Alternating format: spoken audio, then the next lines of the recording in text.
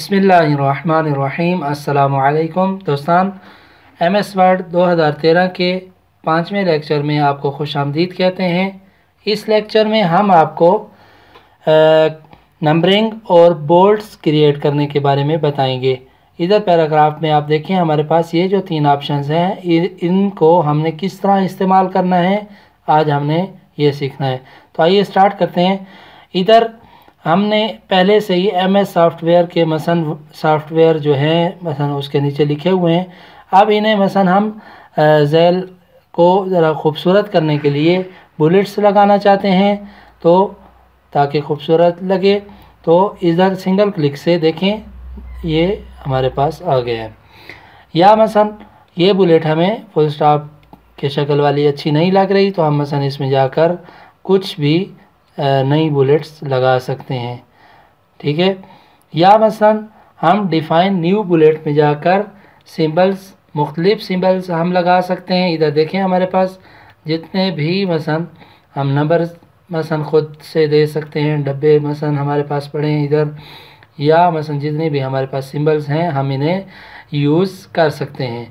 अच्छा ये देखें ये, या फिर हम इधर ख़ुद पिक्चर भी लगा सकते हैं। जाकर इधर देखें, पिक्चर का ऑप्शन है और पिक्चर वर्क ऑफलाइन में जाएंगे तो कहीं से भी आप मसलन कोई पिक्चर उठाकर लगा सकते हैं।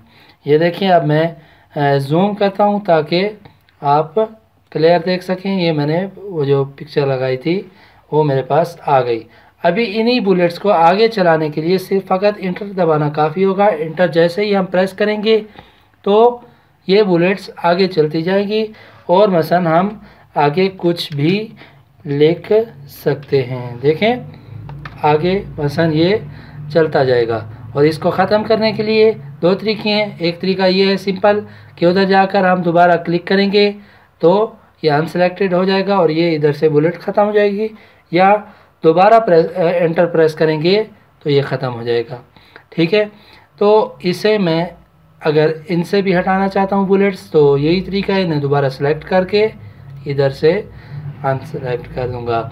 इसके बाद आए नंबरिंग लगाते हैं। नंबरिंग लगाने के लिए इधर देखें, मैंने इधर जब सेलेक्ट किया तो ये मेरे पास नंबर्स लग गए हैं। मैं चाहता हूँ कि ये नंबर्स मुख्तलिफ तरीके से मसलन आए मेरे पास। मैं मसलन इन एक फुल स्टॉप को नहीं बल्कि एक ब्रैकेट के साथ गिनती को चाहता हूँ, तो ये देखें ब्रैकेट के साथ आ गई।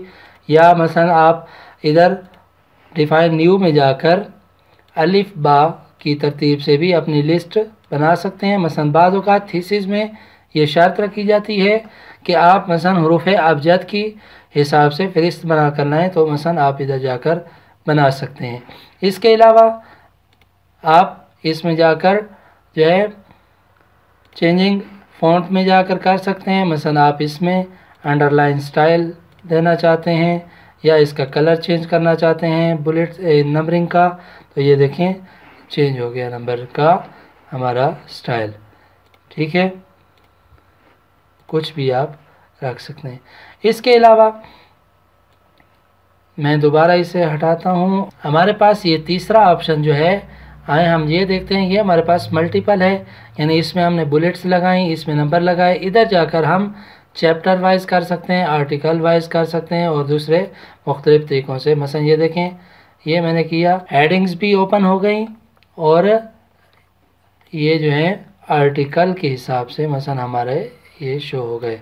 या मसलन मैं इनमें जाकर चैप्टर शो करना चाहता हूँ, तो ये देखें ये मेरे पास चैप्टर 1, चैप्टर 2, चैप्टर 3 इस हवाले से आ गए हैं, ठीक है। ये थे बुलेट्स और नंबरिंग और चैप्टर या आर्टिकल नंबर लगाने का तरीका।